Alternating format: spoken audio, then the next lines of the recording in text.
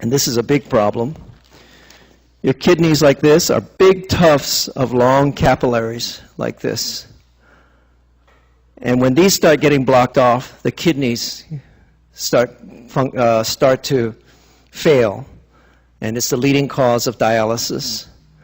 And the capillaries in the back of the eye, that's another end of the road place.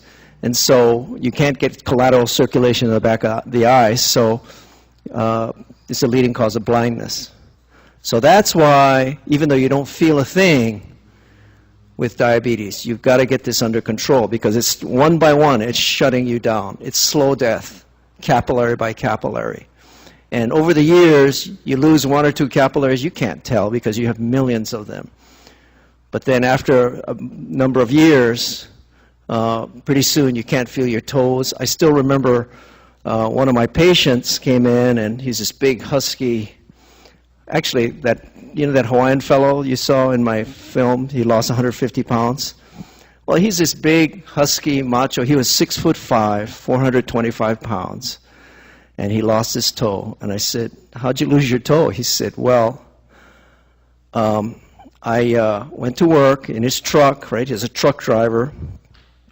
And he said, I noticed my sock was wet. And so he said, oh, I must have stepped in a puddle. So he went all day long with a wet sock, goes home, and is soaked with blood.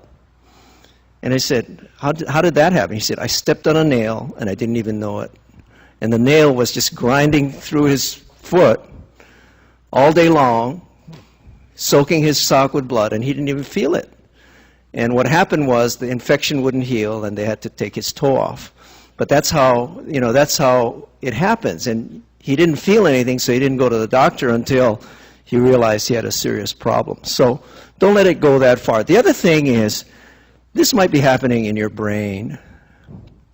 And they're now admitting that there's a syndrome called diabetic dementia. You start losing memory cells. You start losing circulation. Remember that picture I showed you about the brain circulation? Well, what if that wasn't temporary? What I showed you was temporary. It was reversible. When you eat high fat, the poor circulation is temporary. But what happens if it's now blocked off? Now you're starting to lose the ability to use parts of your brain. So there's a lot of reasons to keep this under good, keep blood sugar under good control, so you don't have any of these problems with related to circulation. Question?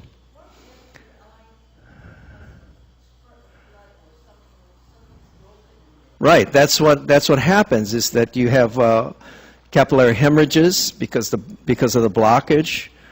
They have parts of the retina that'll die off because of poor circulation. Retinal hemorrhages is actually very common, and that's a diabetic complication.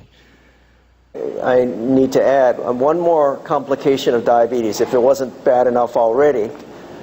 High blood sugar also accelerates the cholesterol deposits.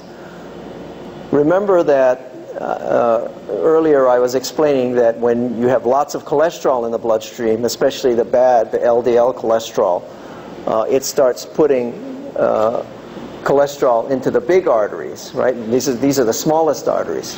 Well, the biggest arteries get plugged up because cholesterol starts getting deposited in the vessel wall. And of course, that's how you get heart attacks and strokes. And actually, the biggest vessel is in your aorta. It's a big vessel that goes right down the center of your body, and it goes to your legs and your other organs. Well, the aorta can have plaques, and because it's got to have that blood flow, instead of blocking, the walls will start weakening, and they'll call it an aneurysm. It's actually not a blockage, but it actually blows up into a balloon, and then that can actually burst, and it's actually it'll kill people when the aorta starts to rupture. But the point of all this is that high blood sugar or diabetes will accelerate cholesterol deposit. I mean, if all of this wasn't enough in the small capillaries, in the large arteries, it will contribute to blockage of the large arteries by cholesterol. So that's why people with diabetes, the leading cause of death is heart attack, and they're at risk for more strokes, and they're at higher risk for aortic aneurysms and what they call peripheral vascular disease, that is blockage in the legs from cholesterol deposits. So that's just one more reason why controlling diabetes is important. I just wanted to get that additional point in. All right, so that's just my basic description of diabetes, the complications of diabetes, and why we really want you to control it. And like heart disease, you don't feel it, you know, and that's the big problem. You know, you don't feel it, you don't see it, so a lot of people will just ignore it. And then all of a sudden something like my patient's situation happens, and you know, now it's a you know, catastrophic event like having to